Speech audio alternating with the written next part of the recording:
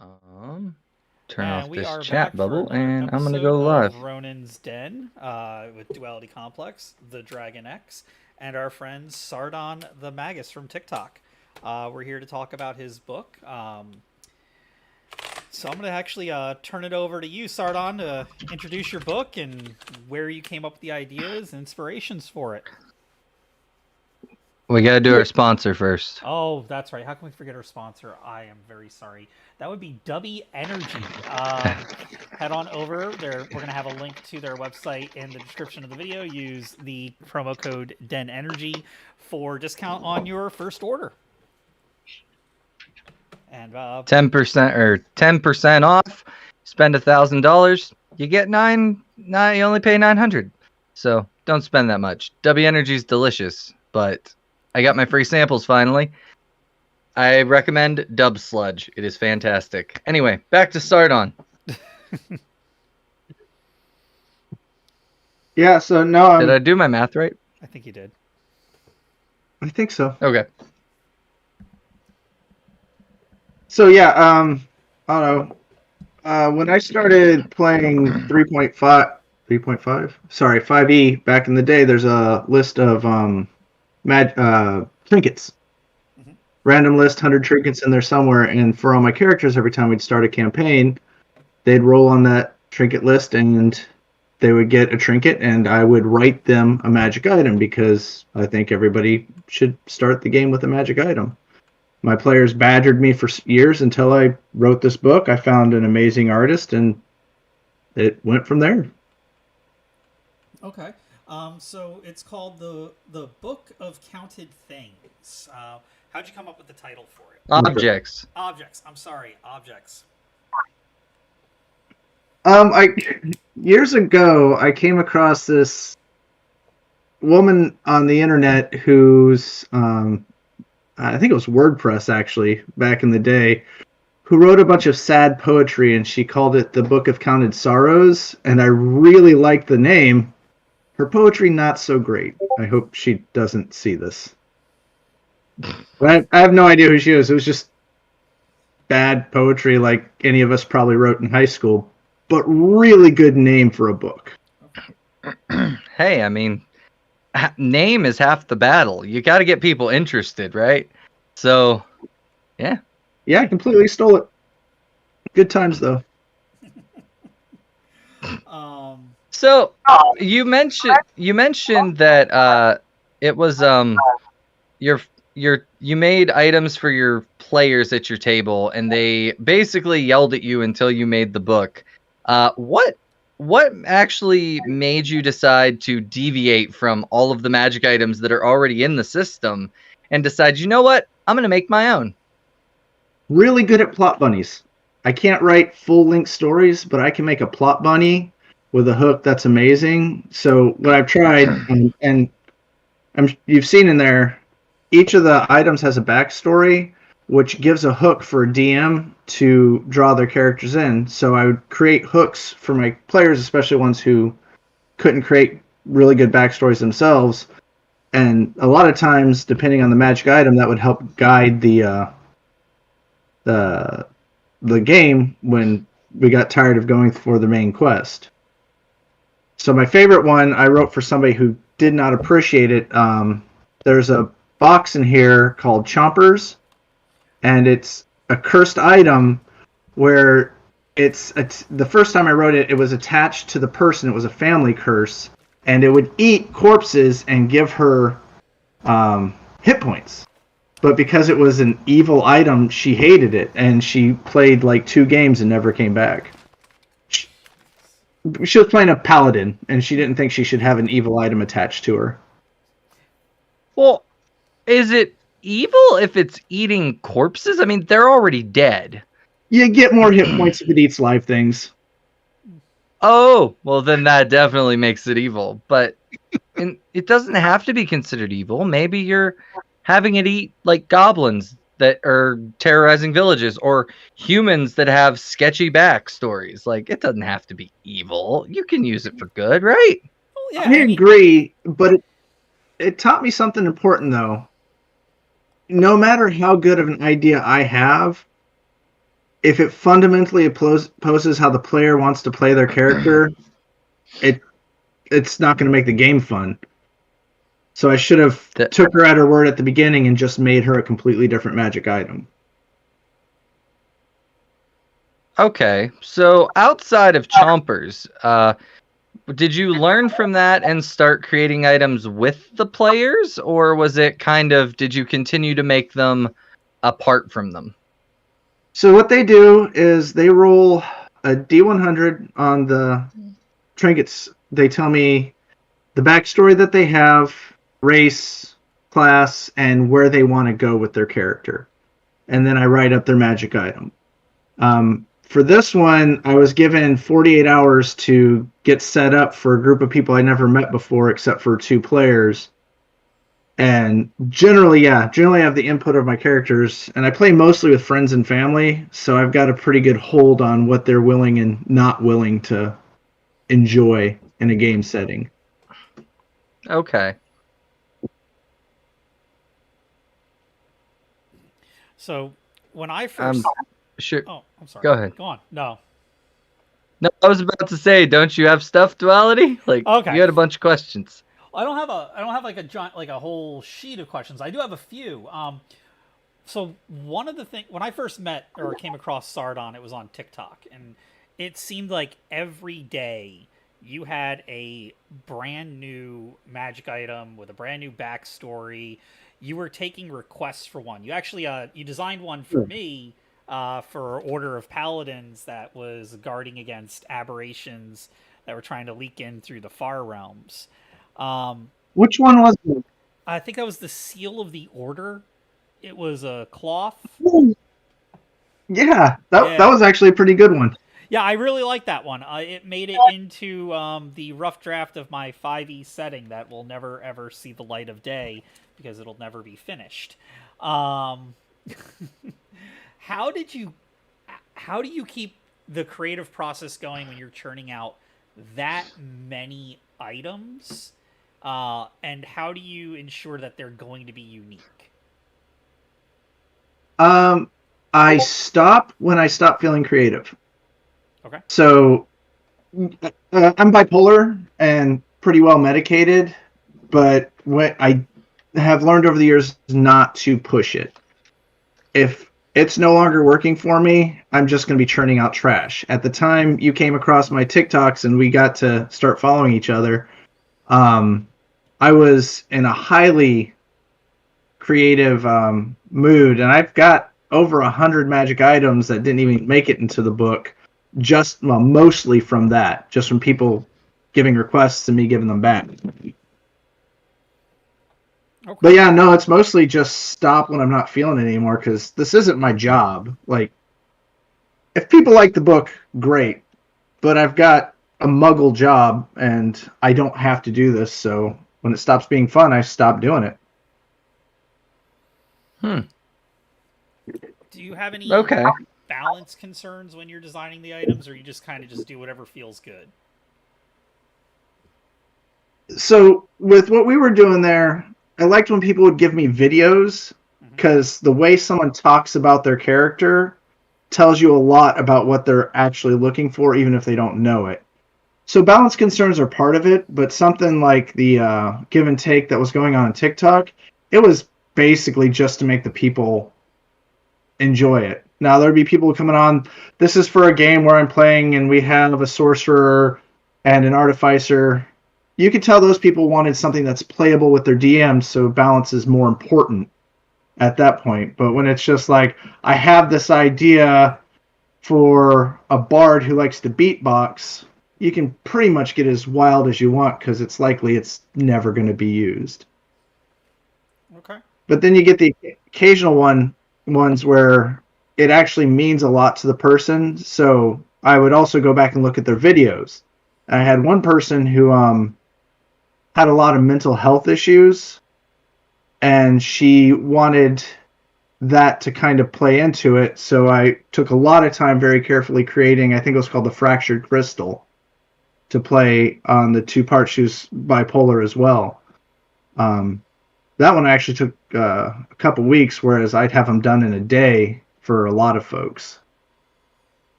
but she sent me a private message, or yeah, she seemed to be really happy with that particular item. That's Okay. So so you mostly just make items for other people and not just sitting down and feeling like, oh, I'm going to make items today. It's usually inspired by someone or something. Yeah, most definitely. Okay. You can just make one, but it's not personal. And these are gifts, and since I'm broke, it's a very affordable gift to write someone a magic item that doesn't really exist. the D&D That equivalent that of a is very, homemade very birthday true. card. Exactly.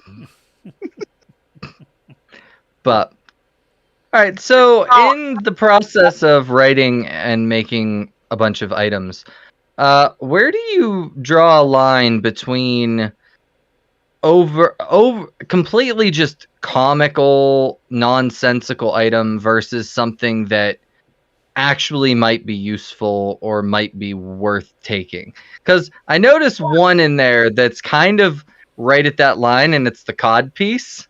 I'm trying to find what page that's on, but it's like The it you coddling cod three piece of confidence. yeah, the coddling cod piece of confidence. But if you look deeper, all of that belongs to Jin Shin. And if you read all the pieces of that, sorry, I'm trying to find it now. You said you had a page number on that? There it is. I didn't. 34. Yeah, 34. But if you, so each one of those are part of a set, and I got that off of every video game where you get armor sets. But each time you pick up a piece, it gives you a little poem. And although that cod piece is ridiculous, the whole backstory that starts to evolve when you read all these poems is actually quite sad. Jin Shin was the greatest bard to ever exist, and they had lovers high and low, and then they fell in love with a couple other people and sort of decided, I'm tired of this life where I amuse everybody else. I'm just this facade to amuse people, and I need to go away. And the ending of that I never put in here because I was going to put it in a game that never happened. What Jin Shin's ultimate treasure is you find their home, and it's just a home where they're living where they had lived. They're all long dead with their two partners, and that's what this rich, flamboyant public personality really wanted, was a quiet life with the people that they loved. But I mean, yeah, the cod piece is ridiculous. Most of Jin Shin's stuff is ridiculous. But I think it's less of a line and more of a balance. Okay. So for this though, all of them I wanted to span gamut from almost useless to incredibly overpowered. There's a few items that give you 9th level spells. And the idea is that the DMs can pick and choose what they want because there's a lot to choose from. And even in the back, there's a whole list of broken magic items that don't work right and do ridiculous stuff, like allow you to levitate, but only sideways at 5 feet around. Okay. I also noticed Sorry, you I did a got lot of very excited about sets. finishing. I saw you did a few like item sets in there too. Did you have a favorite? Like, what was your favorite item that you developed through this book? I really like the Battle Badger because I don't think there's enough war machines in D&D. But for characters who really want to explore how you can make a solid group, I like the they were the garnet earrings. I forgot what they're called. It's been a while. But they allow you to share hit points, and this was before the whole Matt Mercer's newest season came out, but it allowed you to share hit points with somebody else and communicate telepathically. I thought that was a real fun one because it would allow like a frontline tank and a mage of some sort to really have a two-party game that could make it all the way through. Because I had a couple people asking me because there was just two who wanted to play. I made that specifically for them. Huh. But I'd have to say the Battle Badger is my favorite. Battle Badger. So why is it called Uncle Bernard's Battle Badger, by the way? Marvelous Badger. Yes. I have this idea of a half-crazed gnome, which was later fleshed out with Gadget. But I like this idea of this half-crazed gnome making inappropriate toys for children. Like, not inappropriate, but dangerous toys for children. Oh, and that was the first draft. Exact. And Jarts. Yes. I mean, we had Jarts. But his name in the beginning was Uncle Bernard, but when I fleshed him out for another game, he became Gadget. So it's just two different people who... the evolution of a character. I just like Bernard. Sounds like a crazy uncle. Uncle Bernard. It's marvelous. Yeah, I can see it. So, is there going to be more from Uncle Bernard? Not him so much. Gadget took over that role, and that's where you get all the weird stuff like the fish and the spider, and Decoy. But he was Decoy. So Decoy was a lot of fun. He's an NPC that I made my players fall in love with. He's a mechanical creature. Once again, before this season of Critical Role, and who's the cleric? The mechanical cleric. Doesn't matter. I don't watch Critical Role. Oh, there's mech cleric that now looks a lot like Decoy. Same design, one wheel. But Decoy, I had my players fall in love with them, and the whole point was they were monster hunters getting stuff for Gadget for him to build this secret thing. And what he was trying to do was build a portal back to Eberron. And Decoy, who filled in as an NPC when they're short characters, ends up being the catalyst for it, and he becomes the BBEG unintentionally, and they have to destroy Decoy to save the universe. Basically, because reality's ripping apart in this portal from Namus, which is my homebrew world, to Eberron. Which was really a dick move of me, but I thought it was really fun to force my players to kill off NPC that they came to love over a couple years. That's vile.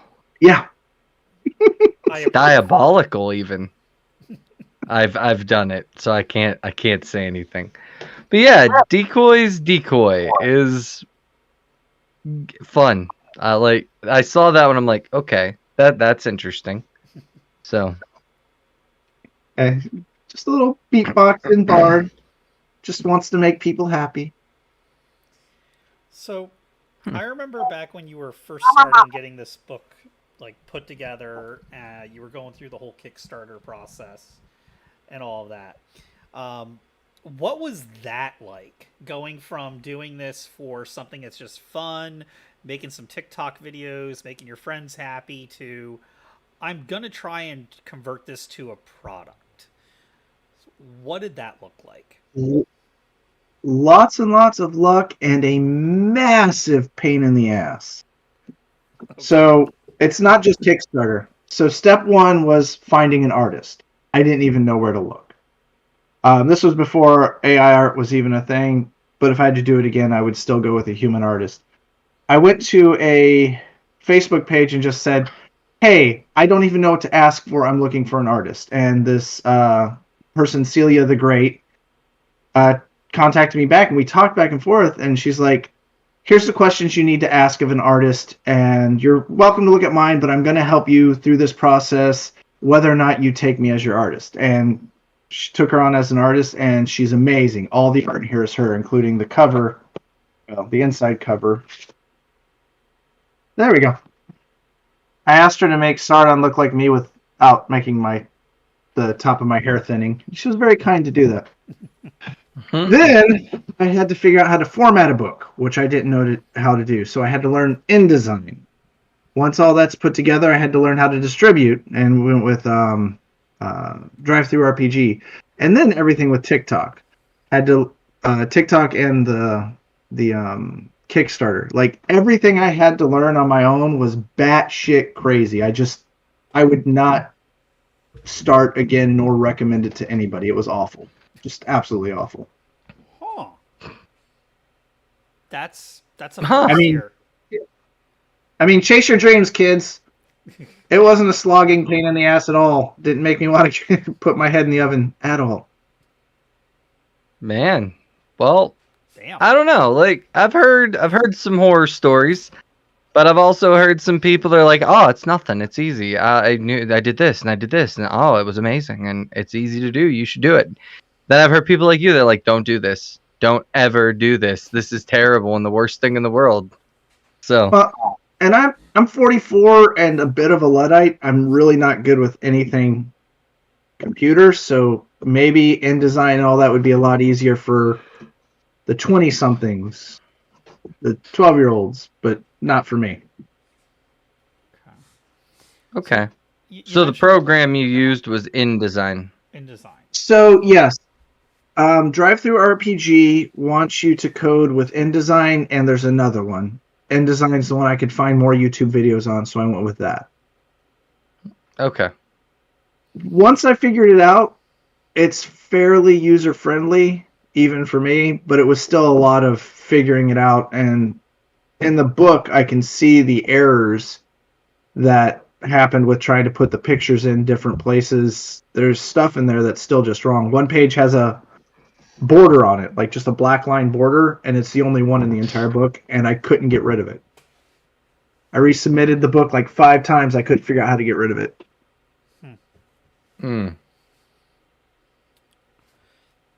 So earlier you said that you had a lot more items that didn't make it into the book. How did you go about deciding which ones were and were not going to make it in? So I already had a bunch from past games, and I wanted all those to make it in because I wanted there to be my friends are looking at it like, hey, I played with that item. And then it was talking to my wife. We realized there's not a whole lot of magic earrings, so we wanted a series of those. And her being a smart woman goes, you need more stuff that is less penis-centric.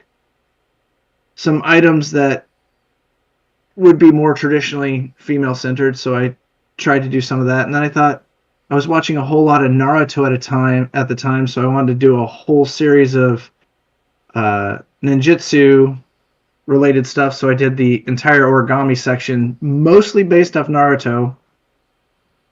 It was really just here and there. I mean, my entire goal from the beginning was to make enough off of the sale of the books to pay my artist. Once I reached that goal, it was all gravy. And since I wasn't stressing myself that this has to be quote-unquote profitable, I could pretty much do whatever I want because I had no one to answer to. It was just me having fun. In between screaming at my computer and why won't this picture stay in the spot where I need it?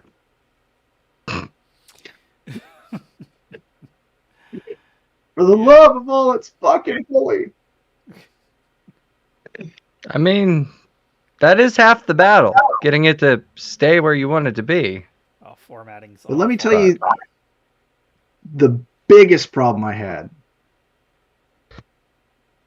Wizards of the Coast and their open licensing agreement was getting yanked at the exact time I was trying to put this out.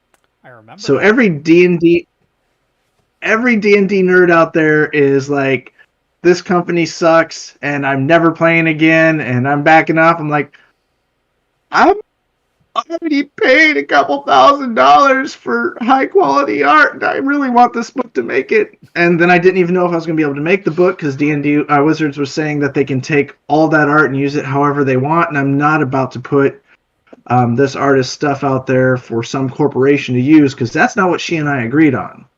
We agreed on a book and that I could use the art, therefore, for whatever I wanted to use it for. And that's something else they had to teach me about was intellectual products, how it's allowed to be used, the contracts that you sign. Because if you commission work for a specific project, you don't necessarily get to reuse that work without the artist's permission. And that's something that Celia educated me on. But we signed a contract so that I could continue to use her art however I wanted. And I went ahead, since Drive Through RPG does cards, and I went ahead and made a tarot deck because who doesn't want their own tarot deck? I actually have a Ravenloft themed one that I picked up back in the early 2000s. That was supposed to be sold alongside one of the Ravenloft products. You're supposed to use it in game to like there are rules that came with it for using the cards to come up with like a build your adventure type scenario with them, or to build characters using it. And I think I only saw one or two of those in the shop, and I only ever remember being the one person that bought it, and I never used it in a single game. It was really complicated. It was pretty though, but yeah, it was really complicated. Yeah, this isn't even game attached at all. I just wrote up the history of each card and the reading face up and face down because I wanted my own tarot deck that I made. And since I'd never be able to paint one, I'm not a visual artist. Celia was kind enough to give me all the art I needed to create my own tarot deck.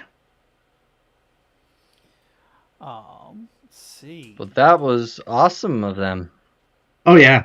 Yeah, she's the greatest.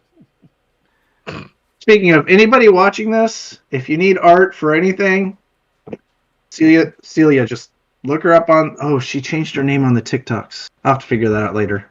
We can put it in the description of the video after we launch it up. Just shoot it over to me. I can always add it on later. Roger. So yeah, expanding on the open gaming license craziness that was happening around that time. How long was it before you really felt like you had the all clear to go ahead and publish this? And how do you feel that may have affected what happened after release for the book, its level of distribution? If it had any effect, it would have had a dampening effect, but I don't know if it really had an effect because almost everybody who purchased the book was tangentially connected to me. Like, there were a couple people who got it because they saw my videos, but most of the people I think who got it were connected to me in one way or the other, like friends or friends of friends, so I don't think it really affected it that much.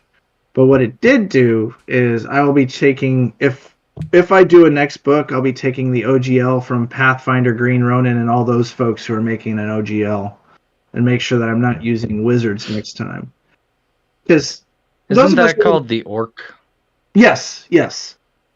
And those of us who've been playing long enough know that Wizards does this every few years. Like, I love the game, but the company keeps pissing me off about every 10 years. 5-10 years. Every 10 years? Holy crap. They pissed me off about every 3 months. This last iteration with Spelljammer and that tiny-ass piece of crap book that they sold in 3 and charged 3 times as much. Racist monkey people. Yeah, that's that was not good. Using actual menstrual pictures. Yeah, I would say. Oh yeah, then that's right, Changeling. Yeah. Oh yeah, Pinkertons. Wizard sucks. I would say the Pinkertons. I forgot about them. Oh god, I love the Spelljammer book. No. Okay. I will respect your decision to say that, but I cannot agree with it. I read the That's second fine. edition. No. And yeah. Hey, I have no problem with anybody who liked it. Nope. I Yeah. think they're wrong, but I have no problem with it at all. My We're biggest, gonna go back to the book of counted objects because we're getting off track. Yeah, we sorry are. about that. So with the OGL stuff going on, what was your biggest concern? Because you're like the first person we've talked to that fell under the OGL during that time. So what was like the biggest concern in that time period? That some corporation would steal my intellectual property. That was the biggest thing. Like, I don't need to get rich off this, but I sure as hell don't want my work and my artist's work, my illustrator's work, being taken by some company and they profit off it. They didn't put any work into it, but that was what they were saying with the new OGL, that they could take any part of anything you publish under the OGL and reuse it in any way they want. That was my biggest heartburn because they didn't work on it. They didn't do anything for it. I struggled for this. I learned InDesign and Kickstarter, and they had no right taking this from me. Like I said, it's not going to be big, but I don't want them making any part of it. I don't want go flipping through a book and finding my magic items in there and I'd never been told. That's just not okay. Yeah, if they're gonna steal your shit, they need to pay you for it. Exactly. I mean, yeah. That is literally what it is. Yeah. But yeah, so I guess going back to the whole Kickstarter process, what was the hardest thing when it came to crowdfunding? Because I've heard a lot of people, like, I know you mentioned the struggles with learning the computer and everything like that, but crowdfunding in and of itself can go so bad. The guy we had, I think it was last week, Hilarious Game Master, he crowdfunded Legends of Kralis and it was a flop. And he did all the process and stuff. What was the biggest, hardest thing for you to do? Like, what was the biggest struggle? When it became a job, promoting it. So at a certain point, you can't turn back. You've invested all this time and all this money, and I ran out of steam probably a couple months before it came out, but I needed to keep getting on TikTok and promoting it and keep promoting it on Facebook because I'd been working on this for 18 months by the time it hit the Kickstarter, and then came the work of making sure that people know about it.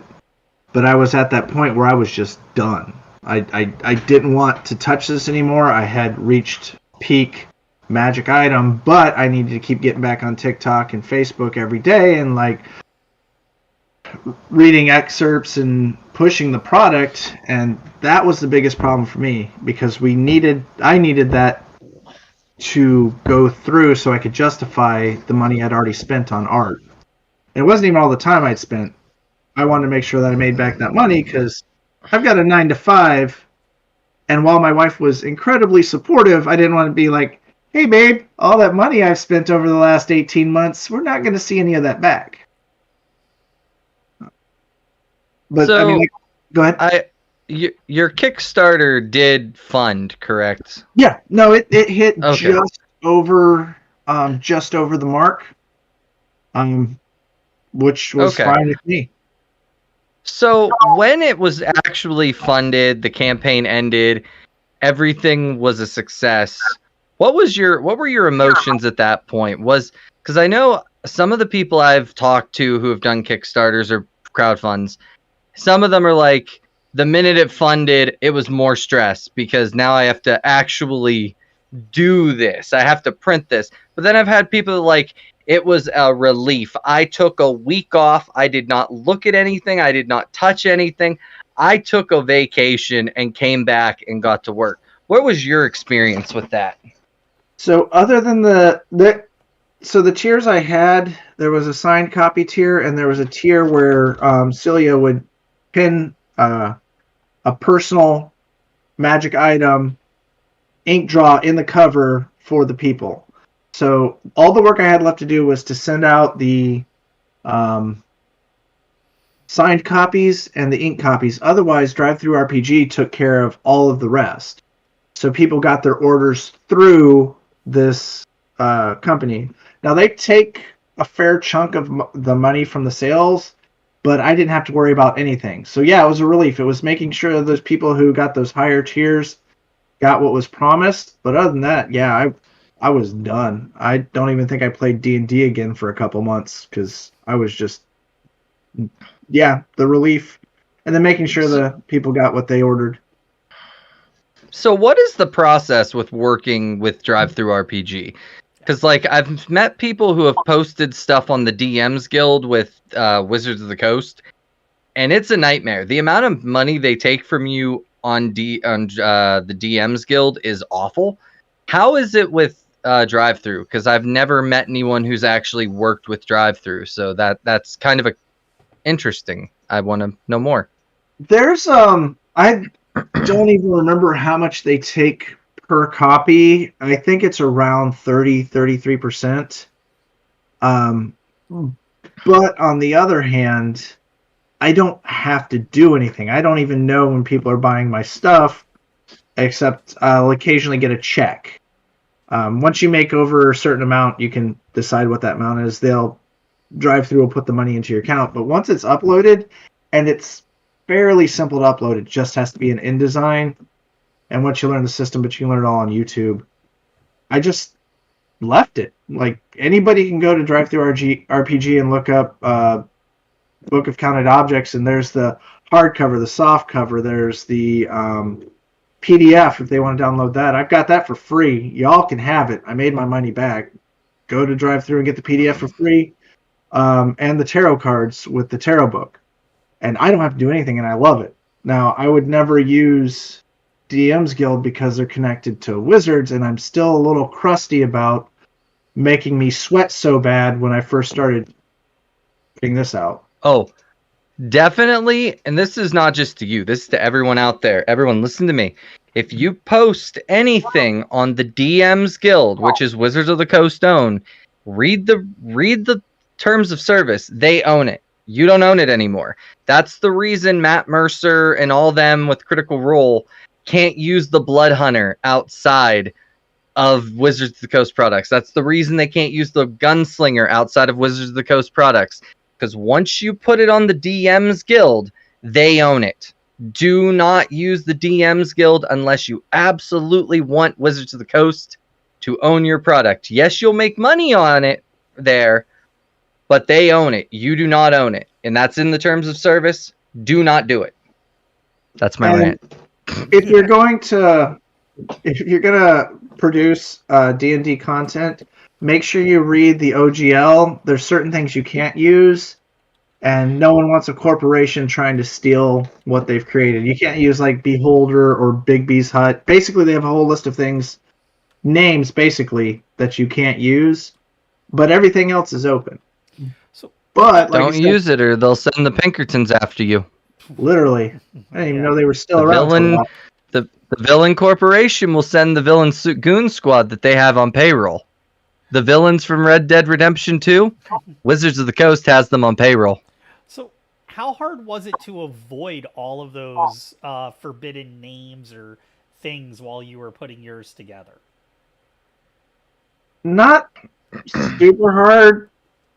Just switching some words. I just had to go through. The biggest issue was going through and making sure any of the spells that an item gave didn't have a proper name in it. So Wizards owns the intellectual rights to anything with a proper name to it and just a couple monsters that they created. But I mean, they stole everything from Tolkien anyway. It's not like their original content. But no, it wasn't too hard. It was just double checking those spell names. Okay. Can't you also get away with it by like referencing the spell, or do they own it if you reference it? Like, hey, DMG or like page number whatnot. I think if you just put page number X, people that know would know, but like that's so vague. Could they do anything? I don't know. I'm asking because I don't know. I don't know, but I wouldn't risk it. Oh, the other thing is you can't use the word DM or Dungeon Master. That's trademarked. Nope, trademarked. Mm-hmm. Have to use Game Master. I knew that one. Yep. Which is funny That's because why every other game has to come up with their own, because Dungeon Master is trademarked. yeah. Go ahead, continue. Sorry, I keep butting in. Oh, I was just saying, I know a fair number of Dungeon Masters that I would like to see Wizards go after, because when they walk in and all the black leathers and St. Andrew's crosses, I'd like to see the Pinkertons just get beat down by a bunch of Kingsters. It's just this fantasy I have. Some of them might actually like that the Pinkertons show up. That might be their kink. Right? I'm not gonna yuck on anybody's Big yuck. bad. Oh, That's not on my bingo card this year. Is there anything about this whole Hey. process of, developing the book, publishing it, doing all your distribution that you think that we should know, or you'd like us to know that we haven't asked you yet?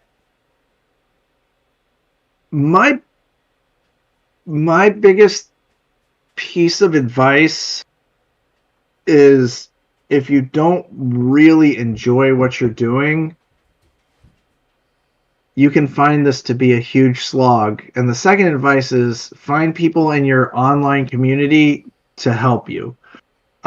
Just going and asking for help, I got a lot of help and very few people trying to fuck me over online. I mean, Duality Complex at one point put out a video without my request going, this is a guy you got to look at. And that boosted my reach by a few hundred followers. And that's a lot when you're like at 1,000. So ask for help online. And make sure you enjoy what you're doing, because it's a long road. I mean, it is a long road. I'm going to plug us here for a second. If you have a product that you're going to put to Kickstarter or anything, reach out to me, the Dragon X on TikTok, or Duality Complex on TikTok. Email us, do something. We check the comments in the YouTube videos. Just comment, hey, I want to talk, and we will contact you, and we will bring you on, and we will promote your shit. That is what we want to do. We want to bring people on, and we want to promote your shit. So if you want, I know we aren't big yet, but we will have anybody on at any time. Speaking of promoting Shameless stuff, self-promotion right there. Speaking of promoting stuff, Sardon, I see that you're not doing magical items right now on TikTok, but you are still doing things in the nerdy sphere. Is that something you wanted to talk about before we closed out the episode? Yeah, so I can definitely do that. Bipolar, a little bit all over the place, and my latest hyper focus that I'm working on now is I'm making like cosplay stuff. So like these dragon's eyes with wire work and beading. I paint the eyes, do the beading, do the wire work. I was literally, when we started up, working on this circlet for my sister-in-law. It's not done, but I'm now just making this stuff, and I will do it per commission, because wire and beads are expensive, and I'll do this until I get tired of it, and then I'll move to something else. But yeah, I just keep throwing my stuff on TikTok, and if anybody's interested, I sell them. I make a couple of bucks. I buy some more stuff, and I drive on. But yeah, thanks for asking. Hey, I was gonna get a hold of you if they want to commission some of that stuff. Just leave a message in a video, or if we're already friends, go ahead and DM me. If we're not already friends, I'll follow you back, and we'll figure it out. It's all pretty unofficial. I do require that PayPal or something else where it can be tracked is used, just to keep everybody honest on both sides, because you don't know me. I look sweet, but I could be a scoundrel. Use PayPal so you can cancel or make a complaint if you feel that I've cheated you, but otherwise, I'll work with people and customize it however they want until I get bored and do something else, and then we'll drive on and see what the next thing I'm doing. My next thing, though, is I've been following some Warhammer 40K creators, and I've decided to start painting minis, but I've seen how upset a lot of these nerd boys get over Space Marines in pink. So I'm going to do an entire queer orc line just for fun to piss off angry nerd boys. I kind of want pictures of it when it's done. Oh, I'll Yeah, put them on TikTok because why not? Yeah, definitely post pictures. I love to see nerd boys get upset. It's beautiful. Yes, it is. I'm not sure what pink means to orcs, but we'll figure it out. Somewhere between Pink, go pink. fast and something else. I'm sure pink does something in Warhammer, because if red make go fast, and other things do other things, pink has a function. What's white do for orcs? Well, white and Can't black remember. make them tougher. So the white and black checker makes them tougher. Huh. And purple, you can't see them because no one's ever seen a purple orc. Yeah, we'll think about that. That'll be a topic for another video. Well, I think we've reached the end of this episode, everybody. Think we have. You can find Sardon over on TikTok, Sardon the Magus, GM Duality Complex there, and we have the Dragon X. Once again, please head over to W Energy. Use Den Energy for your 10% discount. And we will catch you again next week with another episode of Ronin's Den.